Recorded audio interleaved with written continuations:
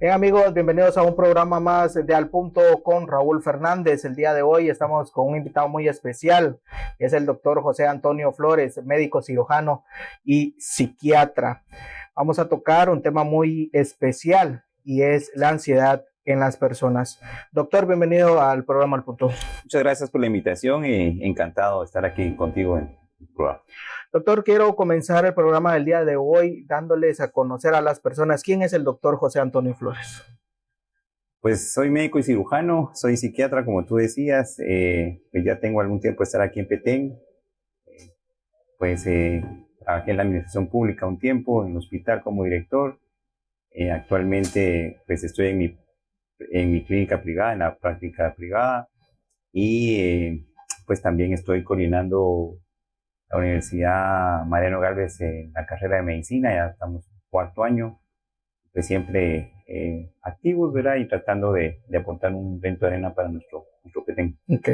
Doctor, quiero hacer una pregunta muy especial y hacer énfasis en cuál es la diferencia entre un psicólogo y un psiquiatra. Sí, las diferencias, creo que vamos a empezar diciendo que en general ambos trabajamos el campo de la salud mental, definitivamente tenemos una función muy importante. Creo que la diferencia básica es que nosotros, los psiquiatras, también trabajamos la salud mental, pero tenemos, para mi preparación o para nuestra preparación, tenemos una base médica, estudiamos medicina y luego pues estudiamos propiamente la psiquiatría después de la medicina 4 años más.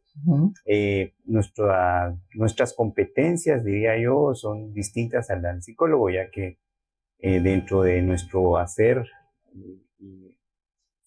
es el poder tratar también como el psicólogo problemas de salud mental, pero nos enfocamos también a la parte, digamos, biológica, física de los problemas, y eso nos permite tener, digamos, un poquito más de amplitud en el actuar, específicamente en el uso de medicamentos, el poder también tener la capacidad de poder detectar algunos problemas de tipo médico que pueden, digamos, ser causa de problemas de tipo mental. Entonces yo diría que esa es básicamente la diferencia, aunque al final pues todos trabajamos siempre y hacemos función en el campo de la salud mental. Creo también importante decir que somos un complemento. ¿En qué sentido? Los psicólogos pueden hacer diagnósticos, nosotros apoyamos muchas veces en el tema farmacológico. Nosotros también nos apoyamos muchísimo en ellos en el tema psicoterapéutico. Actualmente estábamos trabajando un programa a nivel nacional de desconcentración y descentralización de servicios de salud, y yo les decía que es bien importante el poder hacer una alianza, ¿verdad? Siempre entre el tema de psicólogo-psiquiatra, porque al final se apoyan, se complementan. Hay casos que sí deben de ser manejados por si se puede decir así, por su gravedad, en conjunto, un psicólogo, por ejemplo, un psiquiatra. Hay problemas como anorexia, ¿verdad? Se me ocurre ahorita este tema, donde debe estar un psicólogo, un psiquiatra, una nutricionista.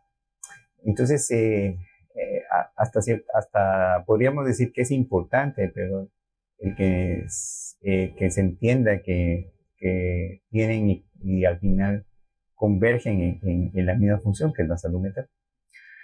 Muy bien, doctor. Quiero hablar un tema muy especial en este programa y es la ansiedad.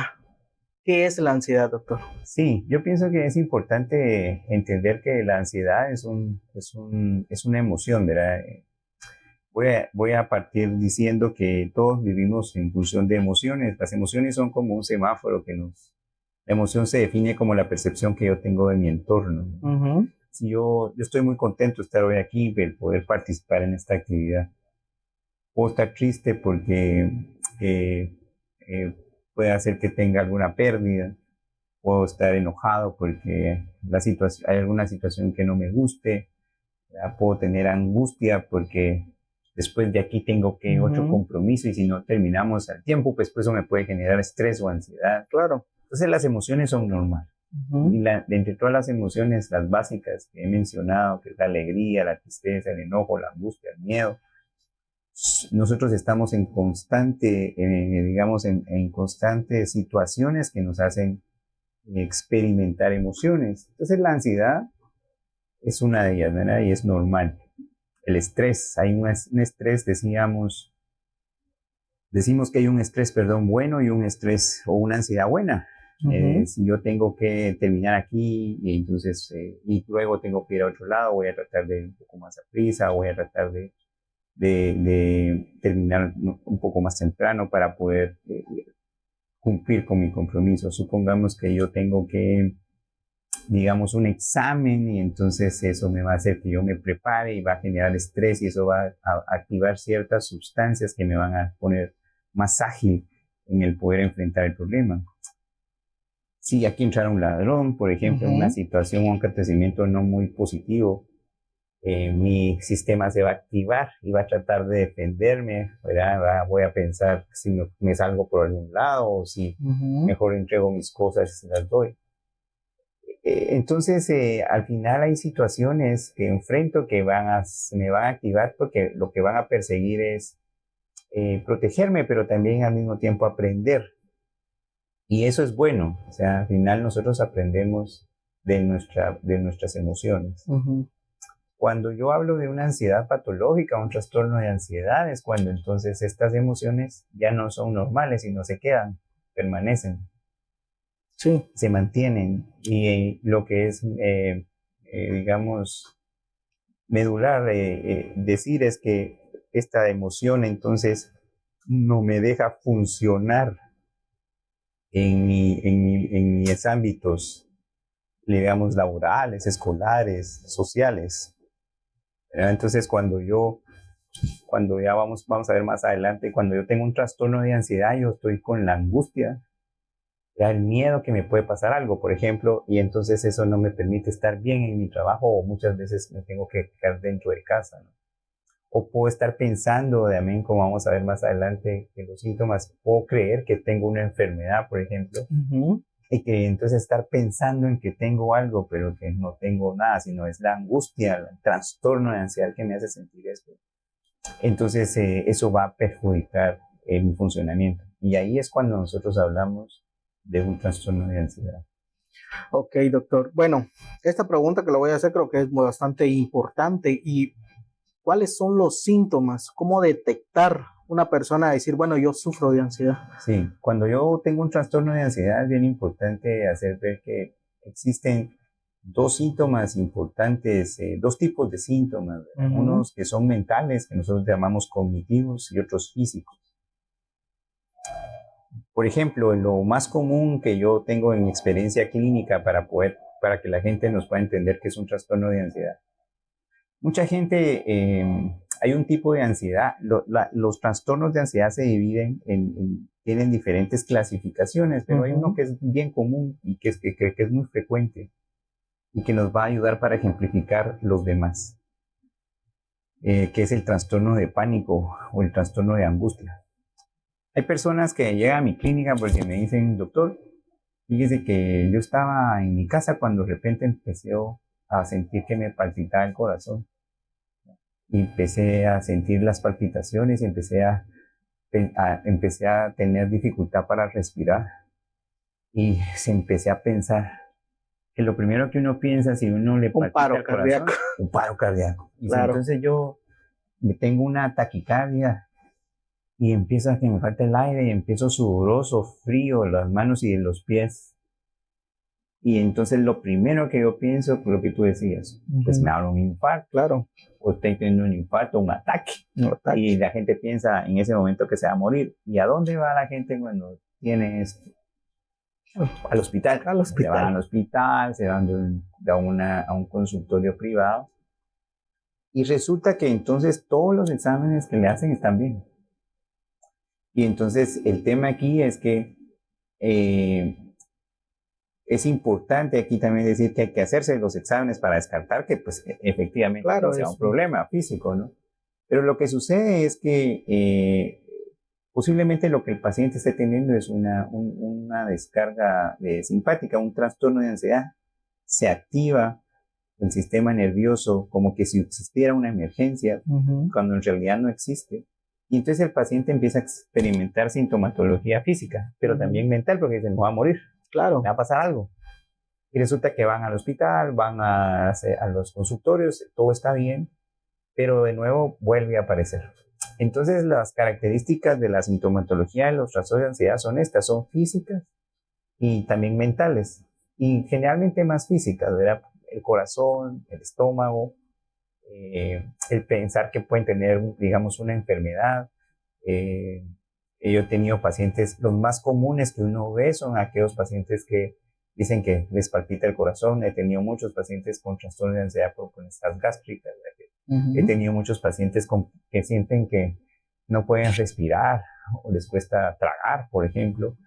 Y entonces van donde todos los médicos y entonces no hacen el diferencial o no, en su momento no tienen o no piensan en la posibilidad que pasen trastorno de ansiedad. Entonces la gente, como es algo físico, cree que es físico, pero en realidad es que el sistema nervioso se activa como que si realmente hubiera un problema, pero en realidad no lo hay. No lo hay. Y entonces la persona siente estas molestias, las mantiene y eso al final los incapacita. Porque entonces la gente dice, me palpita el corazón y entonces de repente si esto me da en la calle, ¿quién me va a ayudar? Claro. Entonces no salen, se quedan encerrados, no van al trabajo, no se sienten cómodos, pierden su funcionalidad. Entonces, regresando a la pregunta, los síntomas son físicos, pero también son mentales, ¿verdad? Entonces, empiezan a tener constante preocupación sobre estos síntomas. Están pensando siempre en que entonces el corazón les puede estar fallando, o que entonces tienen malo el sistema respiratorio, o que tienen algo en el estómago. Entonces, siempre están pensando y pensando. Y una característica bien interesante que yo he visto en los años de tratar muchos pacientes es que van con muchos médicos. Y entonces los colegas no identifican el problema. Y entonces hacen exámenes, hacen muchos exámenes, otros van a otro lado, entonces están como yendo a muchos lados donde no encuentran la respuesta. Lo que es importante decir es que esto no es que se lo invente la gente. Y lo voy a decir por dos cosas. Uno, porque es bueno entender y comprender que esto es porque no es que se lo inventen las personas, sino es porque el sistema nervioso tiene el sistema nervioso está dividido en dos, en un sistema nervioso central y periférico, pero el sistema encargado de activar si hubiera una emergencia es el sistema nervioso autónomo. Entonces, el sistema cuando ve un peligro, el sistema nervioso autónomo tiene un sistema que se llama simpático que se activa para defender.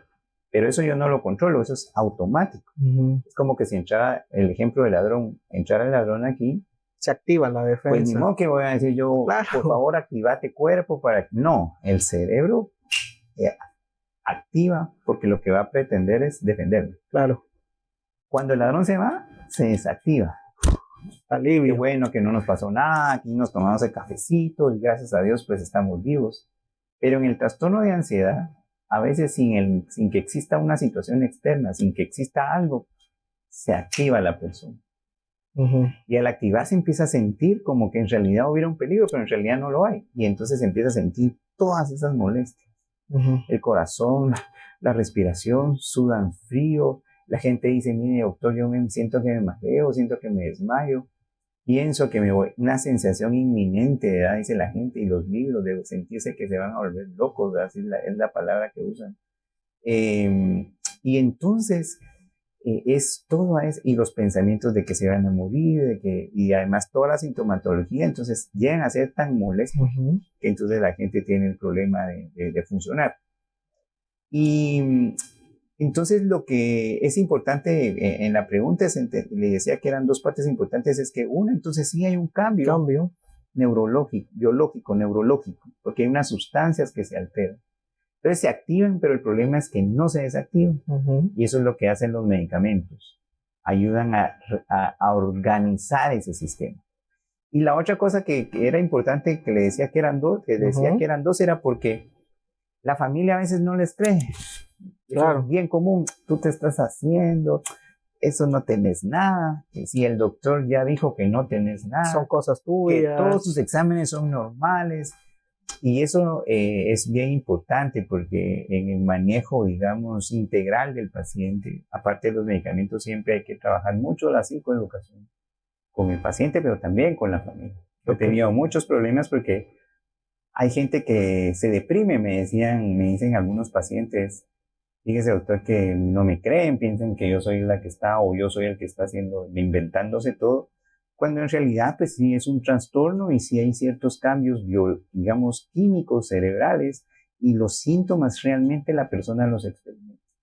Entonces eso es bien importante en función del tratamiento que debemos de tener con los pacientes. Entonces es un problema que sí afecta a mi neurología, mi biología, y afecta también definitivamente y se manifiesta de una manera emocional, conductual y que entonces definitivamente repercute en mi funcionalidad. Okay. Bien amigos, vamos a hacer nuestra primera pausa comercial que es en su programa Al Punto.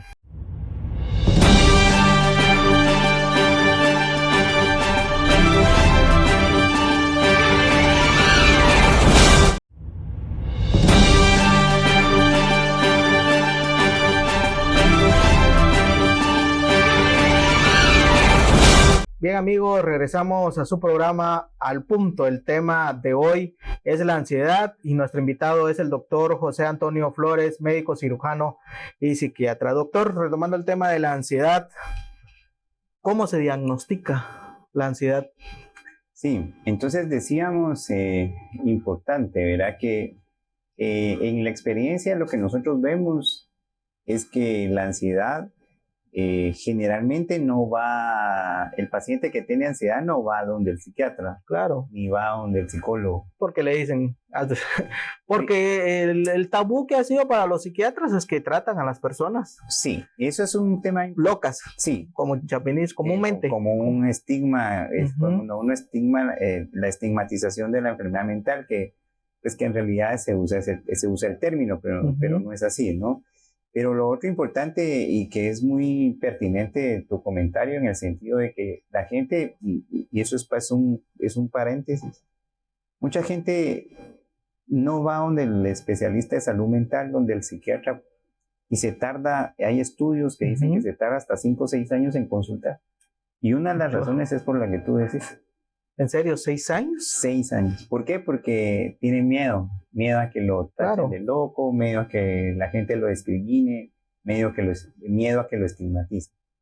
Pero regresando al punto de tu pregunta de cómo es que se hace el diagnóstico. Hablábamos de síntomas físicos, pero también hablábamos de síntomas mentales. Ahora, cuando yo en el segmento anterior hablábamos de cómo se presentaba la ansiedad, decíamos que la ansiedad patológica o el trastorno de ansiedad, decíamos que muchos pueden tener taquicardia, ¿verdad? Claro. Ok. Entonces, si a mí me da taquicardia, yo no voy a ir con el psiquiatra. ¿A dónde voy a ir yo? Voy a ir donde el médico, donde el cardiólogo, donde el internista, o al médico de cabecera o al médico de mi confianza. Generalmente estos pacientes con ansiedad, como su sintomatología es física, generalmente su primera entrada no es al psiquiatra. Claro, no. No. Y lo que es más común es que van donde el médico. Y ahí es donde tenemos una gran brecha, porque muchos no hacen el diagnóstico y la otra gran brecha es que no refieren. Entonces eso es importante. ¿Por qué lo digo? Porque, bueno, en el tiempo también lo hemos visto.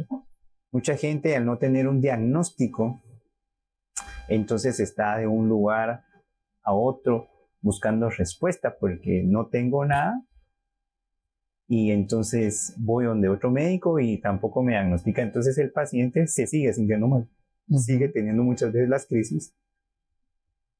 Y desde luego entonces lo que sucede es que al no sentirse bien, hablábamos también en la pausa, alguien nos comentaba, entonces uno al no tener respuesta, al no tener una solución de sus síntomas, entonces muchas veces puede tener una complicación que puede, incluso el paciente ansioso tiende a deprimirse, ¿no? Sí, claro. Sí, entonces regresando y aterrizando a la pregunta, es que los síntomas suelen ser físicos, ¿verdad? Como el sistema simpático, el sistema de emergencia es el que se activa, puede haber, por ejemplo, taquicardia, puede haber aumento de la respiración, puede haber sudoración fría, ¿verdad? La gente dice, doctor, yo siento que sudo frío, ¿no? Pero en realidad no es que sude frío, sino que como se activa Claro. y no está bajo el sol, entonces siente frío porque empieza a sudar. Pueden haber mareos, pueden haber sensación, en el tema de pensar puede haber una sensación inminente de muerte, puede haber sensación, pensar que algo va a suceder o estar pensando que algo catastrófico va a pasar. Entonces pueden haber adormecimientos de las manos y los pies. La gente dice, pueden haber hormigueos, pueden haber, la gente muy común me dice, mira doctor, yo siento que me tiemblan las carnes, ¿verdad? Pueden haber movimientos musculares. Y entonces puede haber distensión abdominal, ¿verdad? Entonces hay una serie de síntomas que principalmente son físicos y que entonces se presentan en la ansiedad. Y luego los síntomas, como decía, mentales, que son aquellos de estar pensando o estar preocupado por una situación en específico, o estar pensando en la situación, es exagerar la preocupación, ¿verdad?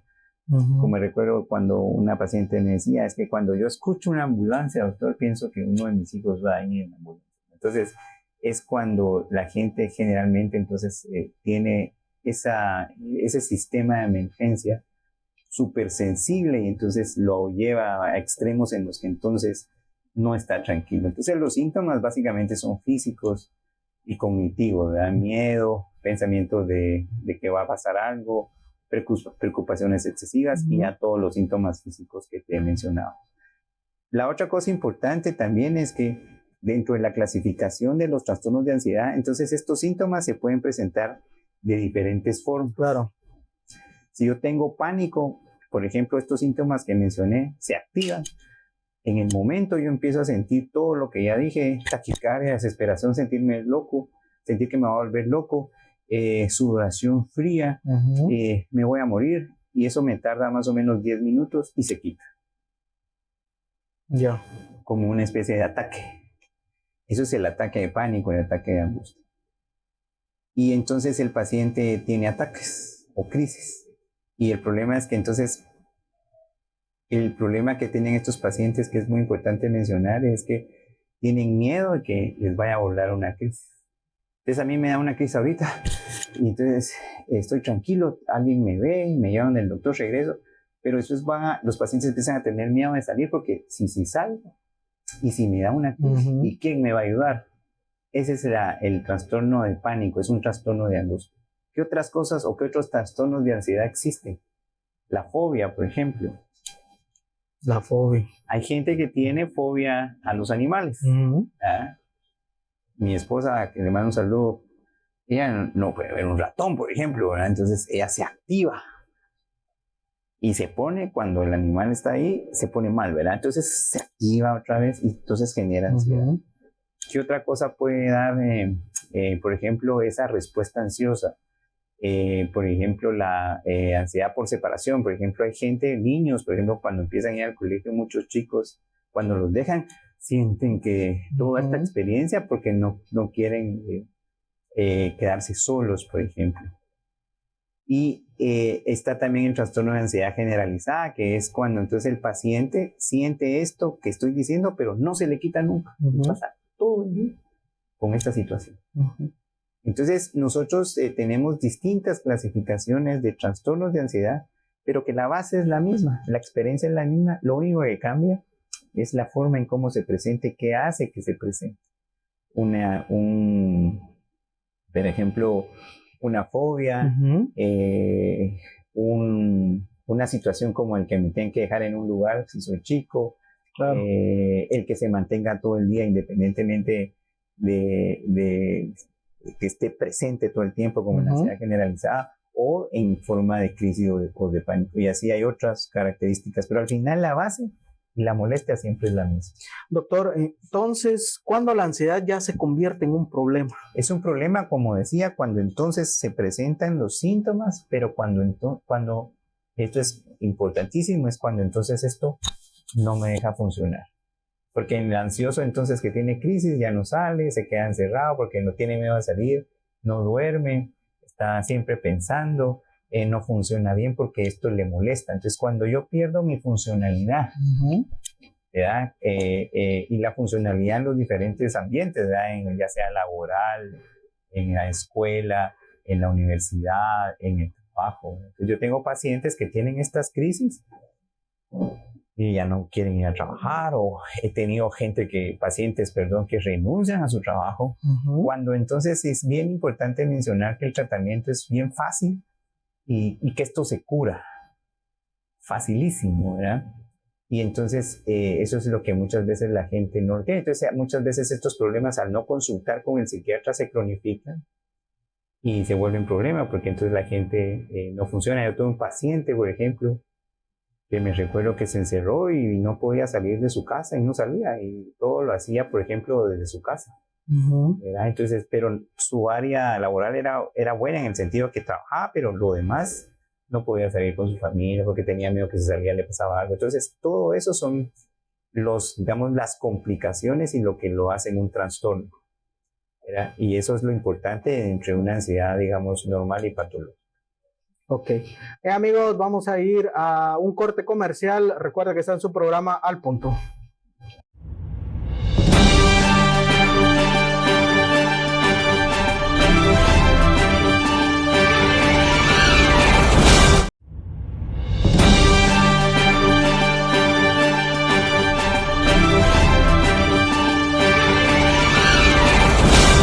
Bien, amigos, regresamos a su programa Al Punto con Raúl Fernández. El día de hoy estamos tratando un tema muy especial y es el tema de la ansiedad con el doctor José Antonio Flores, médico y cirujano y psiquiatra. Doctor, una parte muy importante es durante la pandemia del COVID-19 se desarrolló mucho el tipo de ansiedad en las personas. Sí, aquí también es muy pertinente en el sentido de que COVID pienso que vino a... Yo no quisiera decir que fue algo que fue bueno, sino creo que vino a sensibilizar mucho respecto al tema de salud mental. Porque cuando vivimos la pandemia, antes de la pandemia, ¿verdad? Durante propiamente la pandemia y pospandemia, sí incrementaron mucho los problemas de salud mental, muchísimos. Y entre ellos, pues la ansiedad fue una de los trastornos que prevaleció, digamos que fue uno de los que más se dio, bueno, además de otros, pero la ansiedad, el trastorno de ansiedad sí lo vimos muy frecuentemente. Antes era en el tiempo en el que nos preparábamos para los casos, durante los casos y pues después de que ya la pandemia se fue. Aquí es importante decir que definitivamente como un mecanismo, digamos, mental de las personas, muchos teníamos miedo. Claro. Era miedo a morir, miedo a que nos diera la enfermedad y poder morir. Pero también quisiera decir que, a mi parecer, hay algunos estudios donde se cree que el virus también afecta directamente al sistema nervioso. Y en esto vimos un alza de trastornos de ansiedad. Yo he tenido muchísimos casos de pacientes post-COVID que no tienen antecedentes de importancia en situaciones, digamos, o acontecimientos de vida importantes que pudieran haber generado el COVID, más que solo la enfermedad. Y entonces eso es bien importante porque en el sentido de que muchos pacientes posiblemente el COVID haya dejado algún tipo de secuela desde el contexto mental. Y entonces sí hemos visto un incremento sustancial, como te decía, de trastornos de ansiedad. Desde que la persona, pues, como le comentaba, le da gripe, se le tapa la nariz, si uno dice, COVID me va a dar, me voy a morir, ¿qué es esa ansiedad? Sí, porque al final generó angustia en todos. O sea, yo me recuerdo, yo que estuve en la pandemia, sí, definitivamente en todos generó, por todo el tema de la desinformación, que nos enfrentamos a un acontecimiento que no conocíamos con exactitud, cuando entonces empezamos a ver los casos y empezamos a ver que amigos, familiares, vecinos, morían, ¿verdad? Aquí en el departamento. Entonces, todo esto empezó a generar todas estas cosas, ¿no? Desde el contexto mental y que ahí también vimos la ansiedad, digamos, si se puede decir, el estrés y la ansiedad normal, pero también vimos la ansiedad patológica, el trastorno. Porque ¿qué hacíamos nosotros para que nos preparábamos, nos lavábamos las manos, nos poníamos? O sea, todo ese estrés definitivamente nos preparaba para enfrentar la situación esta que no conocíamos exactamente. Pero muchas personas se viraron a un problema, a un trastorno, ¿no? Donde entonces no salían, se encerraban, donde no dormían, donde entonces sentían los síntomas y entonces esto lo mantenían y al final lo que pudo haber sucedido es que entonces su sistema se alteraba y eso no los hacía estar bien. Mucha gente pues también en su funcionalidad, en el tener el trastorno de ansiedad, pues no funciona adecuadamente. Entonces, definitivamente, sí, en dos partes creo que, como en toda situación que uno enfrenta, la pandemia, pues nos activó a muchos, nos enfermó a muchos de ansiedad. Y después como decía anteriormente, después de la ansiedad, después de la pandemia, pero al terminar esta, pues estamos viendo aún todavía pacientes, ¿verdad? Que a raíz de haber tenido la enfermedad, pues empezaron a tener cuadros que posiblemente tengan un origen neurológico.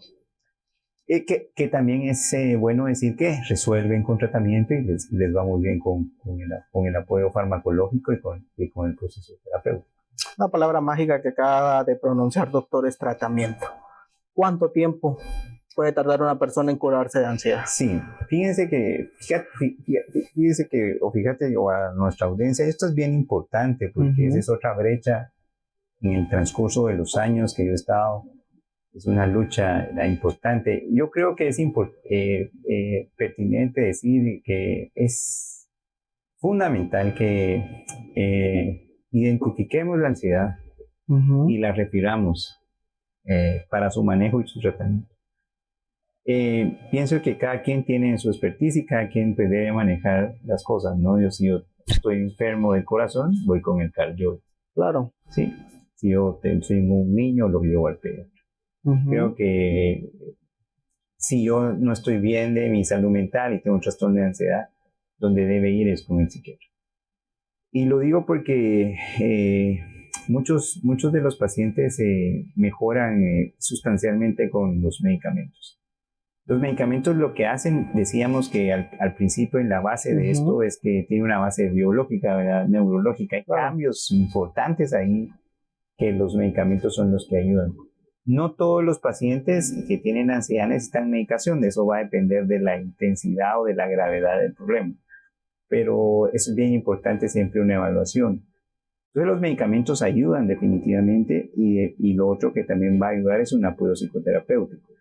Nuestros tratamientos no son cortos. O sea, lo que quiero decir es que muchos de los medicamentos que usamos tampoco son para toda la vida, sino se usan meses. Las indicaciones muchas veces son de meses y bajo un seguimiento para poder ir evaluando que el paciente pueda tener una respuesta al mismo, ¿verdad? Y eso es importante, uno va evaluando, pues existe como en toda medicación que se toma efectos secundarios, ¿verdad? La idea es que uno evalúe y va viendo la mejoría y pues nosotros hemos tenido mucho éxito en el manejo de muchos pacientes con los trastornos de ansiedad.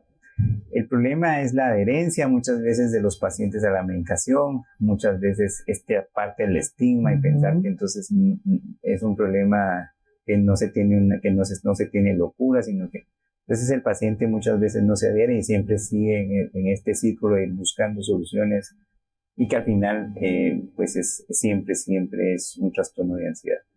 Entonces el tratamiento básicamente es ese, es farmacológico, es también psicoterapéutico definitivamente en base a, como les decía, la gravedad que pueda tener el paciente del problema.